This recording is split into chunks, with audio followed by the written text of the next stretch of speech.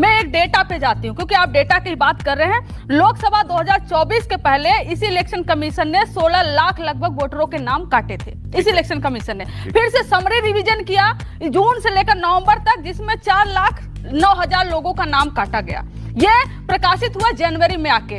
और पता है जो प्रेस रिलीज इस इलेक्शन कमीशन ने रिलीज किया था अक्टूबर में, क्लियर लिखा था कि ये जो नाम काटे गए हैं वो घर घर बीएलओ गए हैं, 6 महीने का एक्सरसाइज किए हैं, उसके बाद यह नाम काटा गया है। ये 6 महीने का एक्सरसाइज रिवीजन समरी रिलीज हुआ अभी जनवरी में।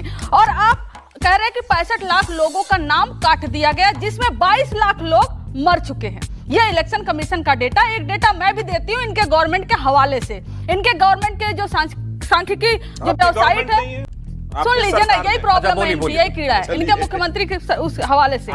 उस पे आपको प्रॉब्लम क्या है? सत्यप्रकाश, आपको प्रॉब्लम है कोई? जवाब नहीं है तो चुप करके खड़े रहिए यहीं पर। जवाब नहीं है तो बदतमीजी मत करिए। यहाँ पर एक ही महिला प्रवक्ता हो, बदतमीजी कर रहा है, आप बीच में। अरे पूछा आपके मुख्यमंत्री हैं, कोई जरूरत नहीं है ना, आप छोड़ दीजिए प्लीज। कोई बिहार का कहेगा कि मेरा मुख्यमंत्री नहीं है। सुन लीजिए 2022 में जो गवर्नमेंट का डेटा है, बिहार गवर्नमेंट का डेटा है, वो बताता है कि 4,48,000 लोग मरे, 48,000 लोग मरे। 4,48,000 2022 में मरे। ये गवर्नमेंट का डेटा है। और 3 साल का गवर्नमेंट का डेटा बताती हूँ, 2022, 23, 24 का मिला के टोटल 12,43,000 लोग मरे, जो गवर्नमेंट का आंकड़ा कहता है। और इलेक्शन कमीशन का आंकड़ा क्या कहता है कि 22 लाख लोग मर गए।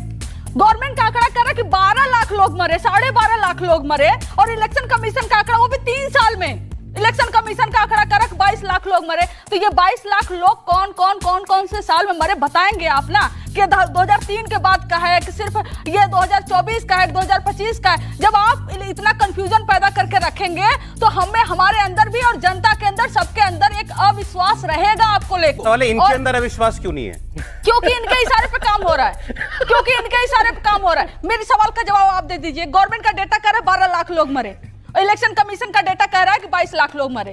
कौन बताएगा कि सच क्या है इसमें? आप गवर्नमेंट बताएगी कि इलेक्शन कमीशन बताएगी कि आप बताएंगे? अरे ठीक है, जवाब देंगे। नहीं, आपके सवाल डेटा पे है तो उत्तर आना चाहिए। मेरे ख्याल में इसको इसीलिए स्पेशल इंटेंसिव रिवीजन कहते हैं। आपने कहा समरी रिवीजन हुआ था पहले। बीएलओ घर घर गए थे, अभी बीएलओ घर नहीं जा रहे हैं। कौन कह रहा है? नहीं, इनके डेटा का भी जवाब दीजिएगा, आपने नोट किया होगा। पहले एक काम करते हैं, सबको कंसेंसस में लेते हैं। अच्छा आप एक चीज बताइए, सब लोग यहाँ पर बैठे हैं, इस देश में जो लोग यहाँ के हैं नहीं, सिटीजन नहीं है, क्या उनको वोट देना चाहिए कि नहीं देना चाहिए? बताइए। इस देश में जो लोग मर चुके, अरे मेरा नाम सेवंत त्यागी है, मैं जवाब दे दूं। अब मैं तो ये विक्टिम कार्ड भी नहीं खेल सकता कि मैं अकेली महिला हूं, यहाँ पर मुझे बोलने दिया जाए, मेरे ऊपर अत्याचार हो जाए तो बोल देने दो भाई। ऐसा मतलब कमाल बात हो गई। मैं पुरुष हूं तो मैं बोल ही नहीं सकता। बोलिए, प्लीज, ये गलत बात। थोड़ा सा कोऑपरेट कीजिए। अभी सत्यप्रकाश जी से लड़ रही थी, इसीलिए अब मेरे ऊपर देखिए किस तरीके से हावी होने। खैर मैं पॉइंट बोल रहे हो, पब्लिक ताली बजा रही है। अच्छा बोलिए ना, बोलिए। एक बार इनके लिए भी बता देना, कोई बात नहीं, लेकिन अभी प्लीज सुन लेते हैं, ठीक है? जाहिर है जो लोग यहाँ के सिटीजन नहीं है उनको नहीं होना चाहिए वोट प्रोसेस में।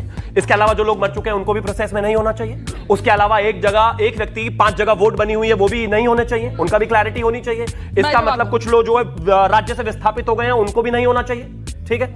यानी कि कोई भी व्यक्ति जो एक जगह वोटर है, एक राज्य का जो हिंदुस्तान का सिटीजन है, वही सिर्फ वोट कर सकता है। उसके लिए एक एसआईआर प्रोसेस फ्लो किया गया आर्टिकल 324 और 326 के तहत, और ये पूरा उनका अधिकार है। इलेक्शन कमीशन का अब एक और आ गया था, रुक जाइए प्लीज। अब ये कहते हैं कि वहां पर जो वोट कटे हैं, सबसे पहला जो सवाल था कि दलितों का और मुस्लिमों, आपकी डेटा का जवाब दे रहे हैं प्लीज, दलितों का और मुस्लिमों का वोट कटेगा, नहीं मिल पाएगा, ये सब झूठ है।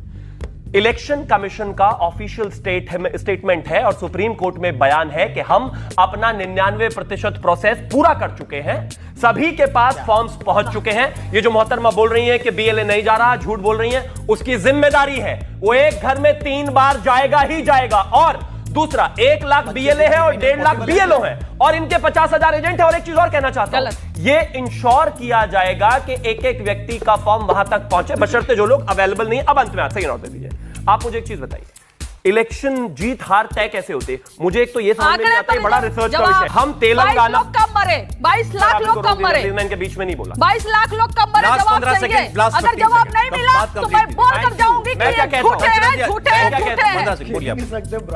कंक्लूड कीजिए। 2023 में तेलंगाना में हमने 32 लाख वोटर वहां पर इलेक्शन कमीशन ने कम किए। हम तब भी तेलंगाना में हमने 32 लाख वोटर वहां पर इलेक्शन कमीशन ने कम किए, हम तब भी हार गए। झारखंड में इसके अलावा 6,80,000 वोट बढ़े, लेकिन हम फिर भी हार गए। बिहार में अब जो वोट कटे हैं उसके बाद कौन बनेगा, कौन जीतेगा? एक काम करो ना, नेता छोड़कर ज्योतिष बन जाओ, इनको सबको आपकी बात पर इनका भी हमें तो पता नहीं है किसके वोट कटे और किसके बड़े। पता है कि पहले से किसके इन्होंने एक डेटा दिया, ये कोई स्टैंडर्ड नहीं है। इन्होंने एक डेटा दिया, सिर्फ फर्जी वोटर नहीं होने चाहिए और वो किसी के भी वोटर हो सकते हैं। इतने ही ज्ञानी पॉलिटिकल पंडित ये होते तो 20 साल से विपक्ष में पड़े होते। आपके सवाल का जवाब मैं दिलवा रहा हूं। इन्होंने कहा कर्नाटका में 32 लाख वोट कटे, चुनाव ये फिर भी हारे। इन्होंने डेटा दिया कि लोकसभा इलेक्शन से पहले समरी रिवीजन में 20 लाख वोट कटता है, इलेक्शन कमीशन समरी रिवीजन में काटता है। एसआईआर में वो 65 लाख हो जाता है। राजद नहीं है तो झूठ बोलने का पूरा ठीकरा इनका है। लालू जी से पूछा कोर्ट ने चारा खाए थे, बोले नाना, जमीन के बदले नौकरी नाना। अब वैसी पार्टी से मैं इन डेटा पर सच बोलने की उम्मीद करूं, ये तो नहीं है। ये गलत डेटा दे रही है। अरे विक्टिम कार्ड मत खेलिए, हो गया बहुत। इन्होंने गलत डेटा दिया, मत खेलिए, आप बोलने नहीं दे रहे ना। आप क्या डेटा लेके आ रहे मुझे नहीं पता। मैं डेटा पे पीएचडी हूं, आपके सरकार का है, आपके जैसा पीएचडी बहुत देखता हूं मैं रोज। पर्सनल मत बोलिए, मेरे को ये बदतमीजी डेटा पीएचडी हूं तो बेईमानी के डेटा पे पीएचडी किया आपने। राजद के सरकार की बेईमानी के डेटा पे पीएचडी है आपकी। भाई एक सेकंड बोल रहे हैं, वो कह रहे हैं बिहार सरकार का डेटा है। अगर एक लाइन बोल दिया बीच में, ये क्या है? मैं अगर एक लाइन बोला तो आपने मुझे चुप कराया, ये लगातार बोलेगी, फिर छोड़ देता हूं मैं डिबेट। इस तरह बोलेंगे तो नहीं चलेगा ना। एक लाइन मैंने बोला कि मुख्यमंत्री आपके नहीं है, आपने चुप कराया। मैं महिलाओं के लिए प्रवक्ता हूं, अरे मैं ये नहीं बोल सकता। आप समझिए इनका जो डेटा है उसे हमें कोई लेने देने, राजद के डेटे पे नहीं चलते। हम कुछ भी लेके बिहार सरकार का डेटा है। अरे ये उठा के कुछ भी लेके आ जाएंगे।